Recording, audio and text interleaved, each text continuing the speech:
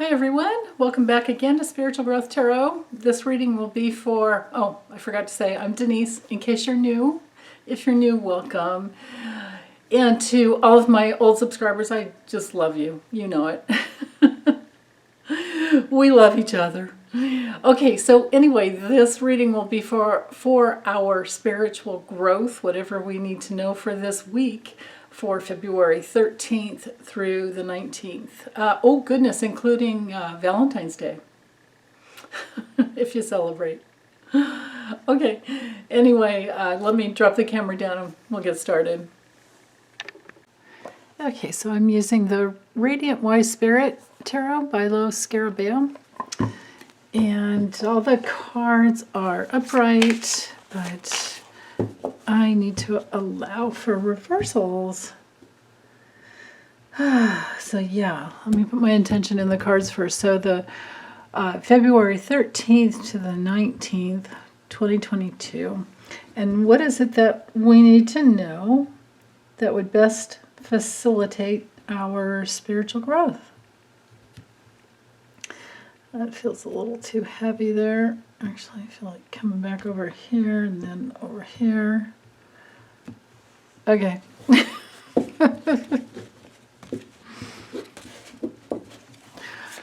Oh, goodness. Okay, so what is it that we need to know? And I'll do 2 cards for each day, as usual. 2 cards for each day, but it could be an overall message for the entire week as well.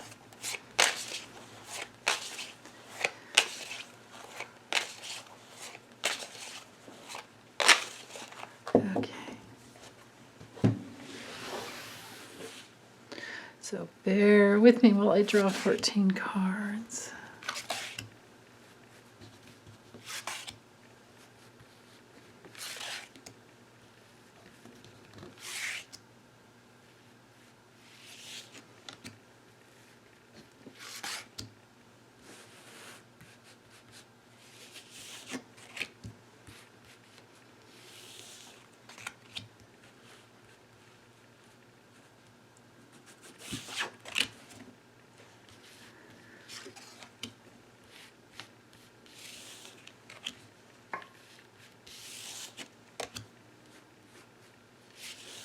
Okay.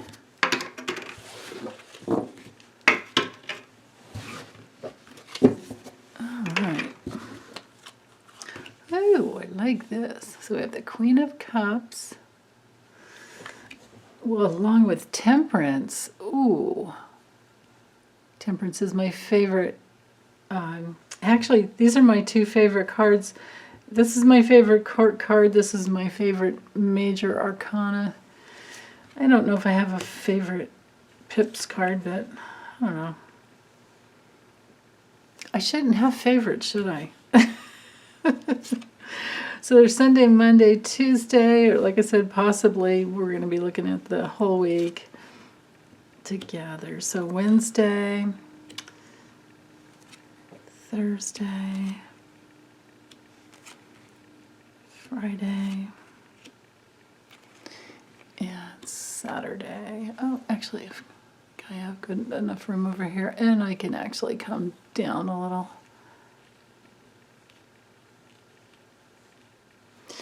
Okay, good enough. So with the Queen of Cups with the Temperance. So the Queen of Cups, of course, is all about honoring all that is sacred. It's devoted to family. It's devoted to nurturing our spirits. The Queen of Cups is one of the best cards for being inside your intuition, your psychic abilities. It's warm, it's healing, it's loyal. You know, it's if it's a person in your life, this would be the best mom on the planet for caring about how you feel. And then with the Queen of Cups, with the Temperance card combined with the Queen of Cups, Temperance, of course, the traditional meanings have to do with balance and being patient and, you know, temperate. And then also, it has to do with this gateway, major gateway of the major arcana. It has to do with being in harmony, being in balance, and having control over yourself. It's about, all things in moderation. Those are the traditional meanings. But under the level of coming from spiritual law, which, you kind of have to look at, or spiritual principles, whatever you want to call it. But you kind of have to notice more when you have an angel, when you have angelic presence in the card. Of course, we have here.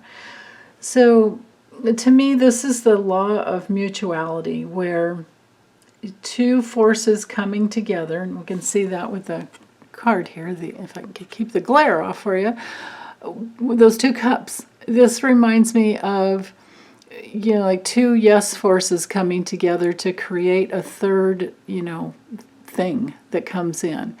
And this is the powers of creation to me, to where, we're tuned into our feelings because our feelings is what taps us into into our spirit and into the spiritual realm. So we have 1 foot in the spiritual realm and 1 foot on the land. And then, we have this little fish here. Or is it, it just might be a rock, I don't know. But I kind of always see it as a fish just kind of swimming around to remind me of the flow. So much glare, sorry about that. Hold on, maybe if I turn this light off up here. Okay. Oh yeah, that was it.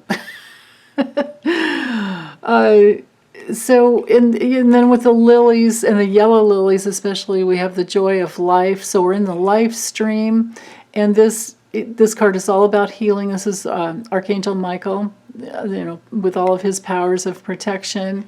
So being a spiritual being in a physical human experience of, having the vehicle of your body, our path in life to get to, to get through and over the top and to be in the life. We've got the life stream, and in the forces of life, all over the world and in the universe. Our task is to spiritualize our matter. So we've got spirit here, spirit everywhere, right?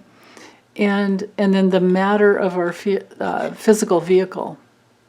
So to me, this card is just so much. I don't even see a fish here, but it's probably a rock. Whatever. But I love the way Pixie drew these. Pamela Coleman Smith. They nicknamed her Pixie years ago.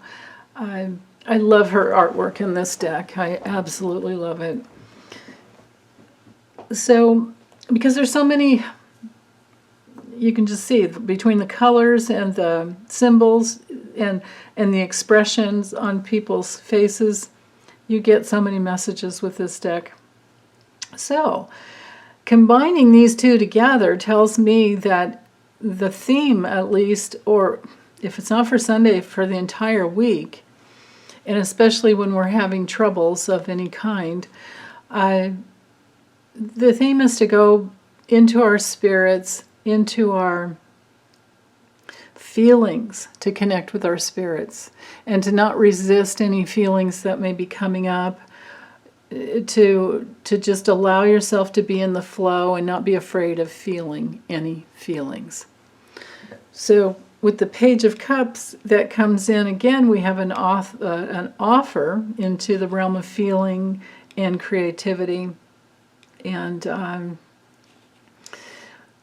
all things loving and kind. It's straight up, it's not reverse. So to me, there's that offer. It could be a younger person in your life that comes to help you, comes to has some ideas that might be very creative, because this is all about creating something. But I tend to look at, there are many art forms. I don't tend to judge what type of art it is, but it's an artistic card. It rules the realms of the imagination, which is how we create, right? This could be, if this is, the mom, this could be a teenage son or daughter who is very helpful.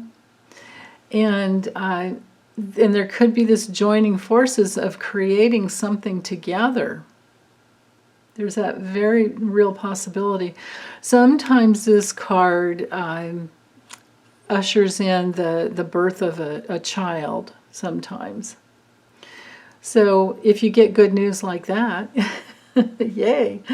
And then, but then with the Four of Swords, the Four of Swords shows the need for meditation, the need for rest, the need for going within, the need for solitude. So if there's a birth, you're going to need the rest. If you're looking to create something new, you're going to need the meditation to get inside and figure out what you really want and get those visualizations going. But if it's not any of that, it can be, if you're not in process of creating something, this could just be a day for getting a lot of rest, especially like maybe in the later part of the day. Maybe in the morning you're very, very creative and the creative juices are flowing, right? Because we've got all that. and then in the afternoon, it's like, okay, I'm going to take a nap. This is a nappage card, right? And then with the Page of Pentacles, the pages to me are all about moving forward in new ways. Oftentimes they usher in news, but in the page with the Pentacles, we're in that realm of money, anything to support, a financial situation. We're into studying as well, which also could be the Page of Swords, but it could be some new financial opportunities coming in where there's some real teamwork with this Three of Pentacles here. So this could be the planning. This could be a new and good news about a planning, about the stages of planning and all the people involved. You can look at the artist. You can see this is the artist and maybe the developer, and then maybe this guy over here is the one. One of them could be an architect, and the other one could be the guy that has the money, and they're talking about how they want to, whatever it is they want to create. But it's a card of just, major teamwork and something where people with skills are coming together and they're planning. It's also a learning card as well as the Page of Pentacles. So that's great. I like that. And then with the Fool, this is a new start. It's going for something that you really want and following your spirit, knowing that you might make a mistake here and there, but if you don't just start off with one foot in front of the other and follow that inspiration that's coming through, then you won't ever get it done, right? Because with the Eight of Pentacles reversed, this is like being, could be being a little lazy, it could be feeling uninspired, it could be feeling like there's some dead end of something. Maybe you've had it with anyone in your life who's just been really foolish and non-committal, not foolish in a good way, but foolish in the sense of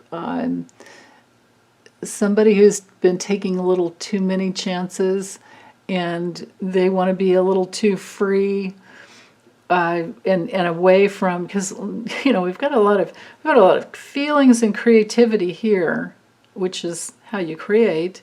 And then we have all these structural type of cards with just some challenges. So that to me, this feels like a lot of creativity and a lot of planning, but then you're working out the problems, working out the bugs. Because when the Eight of Pentacles comes through reverse, we do have to find our passion, find our self-discipline to just work at something one foot in front of the other and keep going. This could very well have been the Knight of Pentacles up here too. But to me, this feels like,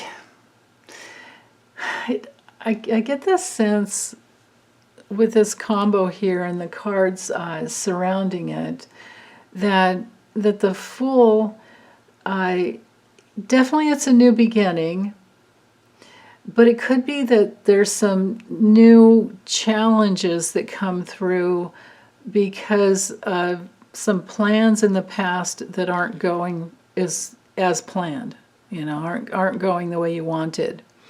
So it's okay. You just double down, keep reaching out, keep opening up to all the new opportunities, keep opening up to what it is exactly what you want to manifest. Like maybe there's a lot of inspiration, but then you're having trouble finding the people to work with you to get what you want, or you found some people, but they weren't what you wanted.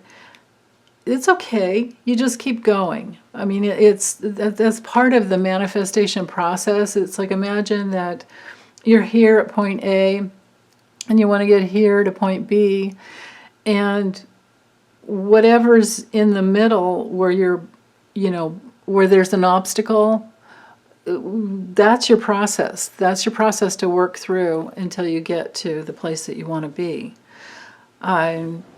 So then with the Ace of Pentacles, like I was saying, this could be some new offer coming through to help you, because here's a new beginning here and a new beginning here.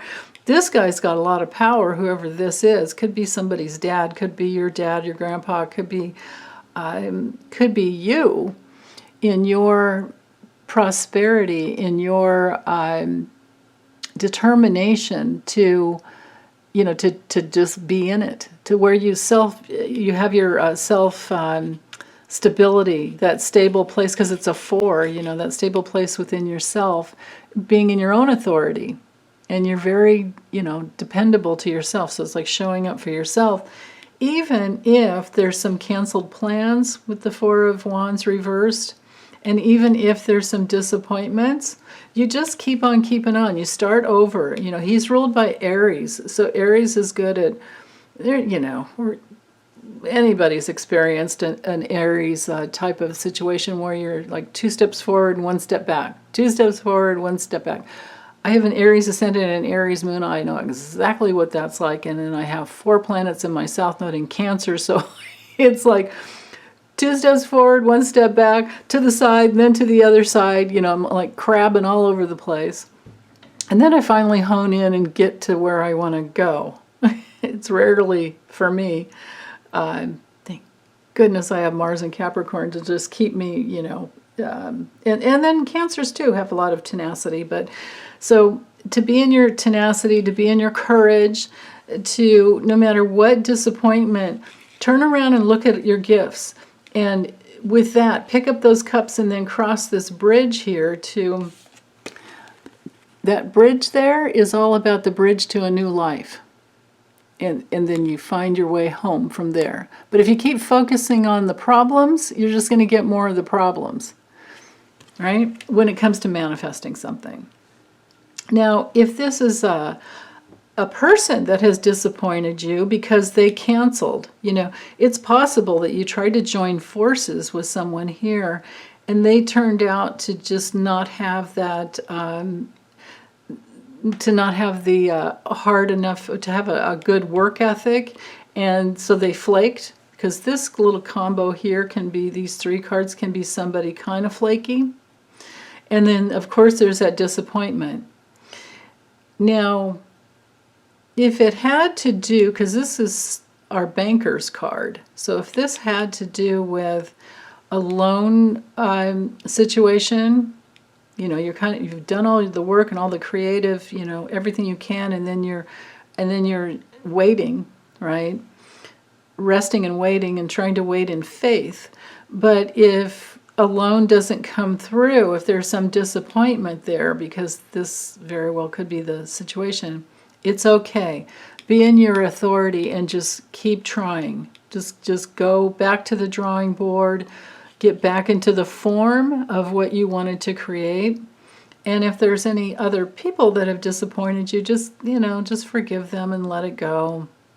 It doesn't do any good to hold on, because deep inside of you, you have your own ability to fulfill yourself. This, this Nine of Cups is just, it's the wish card. It's fulfillment. It's not reversed. This is success when it's straight up. It's all about abundance and prosperity and having your wishes fulfilled. So focus on that. Keep focusing on that and let go of the headaches, let go of the nightmares, let go of any negative thoughts. If you focus in on what you really want and imagine having it inside of you, like you've already got it there in your body. You own it. This is yours. Just own it. Then you'll have that, the material success or the relationship success or the happiness, whatever it is that you're trying to bring into physical being, physical reality. Have it. You already have it in your being. Have it in your being. So don't worry about it. And don't let it overtake your thoughts. Don't let it, there can be a little delay, but don't get caught up in that matters, right?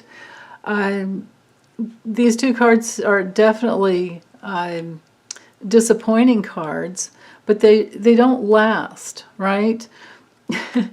It's not challenging, like let's say if we had the Five of Pentacles, and even if we had the Five of Pentacles, I would still say just start over somehow. You just start over if you've come to the end and you just can't get past.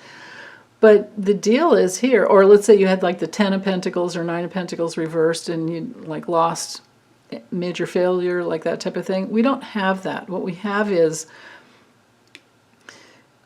forgiveness and letting go of regret, and then these are just inconvenient feelings that don't have anything to do with anything other than the past, and to go ahead and process those through.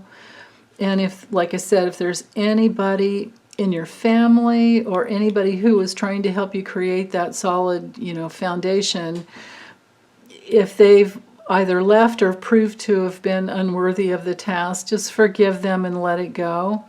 And then this Nine of Swords can turn around into just being temporary thoughts. We're dealing feelings and thoughts. We're not dealing with hard, harsh reality. And this Ace of Pentacles came through upright, not reversed. The Eight of Pentacles that did come through reversed is only about the task of the work, of the quality of the work. So I really feel like if somebody was just a little bit flaky, or a loan didn't come through, and the plans need to be reassessed, and then, or just find the new people, right? And sometimes that means that, you dodged a major problem, right? That's sometimes when people fail you, it's actually a major blessing. So let's see, I'll find the book. Here it is.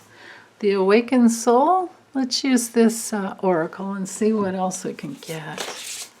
And I'm going to do 5 cards. We'll do 5 instead of 3. Let's see, what else we need to know. I love this deck because it's very human oriented. It's very physical. The nuts and bolts of physical reality. On top of the fact that the artwork is just gorgeous and the deck itself. And who doesn't like bees? Oh, well, unless you're allergic. But let's don't go there. If that's the case, don't look at the bees. What else do we need to know? And 5. Okay. I'll hold the cards up so you can see the words. Okay, so right here in the middle, our theme is mirror. So, of course, life will mirror back to us the sum total of all of our beliefs, but it won't be perfect. In the core of who you truly are, you are perfect. But life on earth is not, because we are unitive beings. We come from a realm of 100% all bliss, all love, all unity, all creativity, where you think a thought, feel into it, decide what you want, and bam, you got it. You're in it. There's no time-space continuum. But here on earth, this is a dualistic sphere. And when things don't go right, we tend to take it personally. So don't do that. Just go back to the mirror of what you want to create and let that be your new reflection. And if it's anything painful that you need to process through, there's nothing wrong with that. Never be afraid of the pain. So at one end, we have the labyrinth. Wow. So the labyrinth, of course, is all about getting to the center, but not judging the process and which way you go to get to that center. And the real center that we always want to get to is into our own core. And sometimes we can get lost and we can't see the forest for the trees because we're too focused in every little step of the way. We could look at every one of these little stones as being a little bit of an obstacle, and we're not always sure which way to go, but they are, it is the physical reality of a guide path, but think more of the circular spiraling in to your core, even if you have those obstacles that you bump up against every once in a while. Like, don't worry so much about that. And then we have song. Yeah, open up to songs as a way to guide you. I get guidance. I wake up with songs all the time, and it'll just be like a little snippet. Like one morning I woke up hearing, "Hello, it's me," and I thought it was my major guide. Her name's Shaloa. I thought it was her just playing around with me, like, yeah, hi, good morning.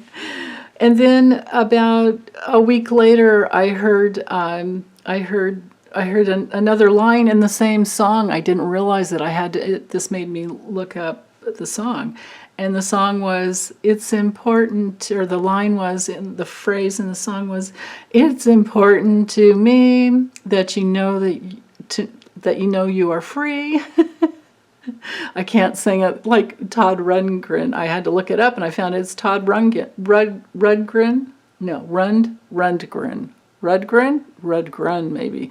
I'm not sure how to spell or say his last name, but he's still alive. It was a song he wrote in 1972, and the song was literally, that line was for me because obviously at least one of my guides wanted me to know that I had cleared and freed myself from a major part of my karmic path. And this goes with my transits. I was having, I still do. I have Pluto on my Chiron. I have Pluto squaring my ascendant and squaring my descendant at the same time, and I have Chiron, transiting Chiron on my moon. And then my natal Uranus down here is also opposite that Pluto, but in a earlier degree orbits, about a 5-degree difference, and Pluto has now made it past all that. It's like, okay, I got the message, thank you. So open up to songs, open up to lyrics. Like when you hear a little song come in your head and you haven't been listening to music, this is why I don't listen to music anymore. Unless a song comes into my head, then I'll listen to the song. And I've learned that it's really just one little line in the song. Like if I listened to that whole song that Todd Rundgren did, which is called "Hello, It's Me," it didn't mean anything to me except for those two lines. It's important to me that you know you're free. But it was really funny that both of those phrases came from the same song. So obviously my guides were trying to get through to me. So that's one level of this card, is listening to lyrics and then Googling them and seeing if it matters. Sometimes it's really not. Sometimes it's a big waste of time to even Google the song. Just get that message from you don't have to get the whole lyrics down. And then other times, it'll open you up to, I've had that happen years ago, especially going through like painful relationship breakups. Turned me on to different artists that I would have never known about had I not heard the lyric in my head and then Googled it, and it's like, oh wow, this one's really good, and the whole song was great. But often it's really just the title of the song or one line in it, one phrase in it, and then take it and work with it in your meditation, because it's guidance. That is pure guidance coming in to help you. But with the image of this card, we have to go with the red cardinal. I feel that has to do with the life force, and the bowls, the singing bowls, it can be a way to clear out and to help you heal, and to find your inner song. In other indigenous cultures, they've had they've had the wisdom to the mother would. Once she was pregnant with her child, a song would come through and she would keep singing that song. She literally would channel a song from the spirit of the soul coming through her, and she would sing to the baby while the baby was gestating and then in birth, and she would teach that song to the whole community, to her tribe. And if the baby ever got sick or the child got sick or had major problems, anything going on, the whole tribe would sing to that child that song that was made especially just for him or her. So music is very, very powerful. It's a way that we all can heal. And then with the wisdom, so the wisdom of your own song coming through, or the wisdom that songs are trying to bring through as messages, absolutely. And then what do we have here? Connection. All right. I don't know how to do this yoga pose. I think I would probably die if I tried something like that. I could do it a little differently, but anyway. I'm sure that this is a connection to the spiritual realms, because look at this, like on earth and then up into the heavens, but bringing the heavens, the heavens are inside of us. The universe is inside of us. So even though sometimes we're going around and around and around, it's important to honor that life is always going to mirror back to you whatever you need to work on or whatever wisdom needs to come through, and that we are all connected. You're connected to your spirit. Your soul is right there in your body. Your body and your soul are one, and your spirit lives on eternally. And our soul could be our unique personality that never dies either. It's just that it has our soul has a different agenda in each lifetime in order to help, in order to heal. And then when our souls are completely clear, I think there's a merging, an absolute merging with, that major connection with our spirit. But I don't believe that the soul and the spirit are the same thing. I believe the spirit is eternal, and the soul can continue to change and grow. And then maybe at some point just dissolves into the pureness of our spirit, with all that wisdom, of all the we could look at this labyrinth as being all the lifetimes that we've been working to come into that core of who we truly are, and how everything we've gone through is connected because it needed to happen. Yeah. Okay. Well, that's all I have. My goodness, that was a long oracle reading, but it's okay. So, all right, sending you guys lots of love. Big, big hugs as always. Take good care. Bye.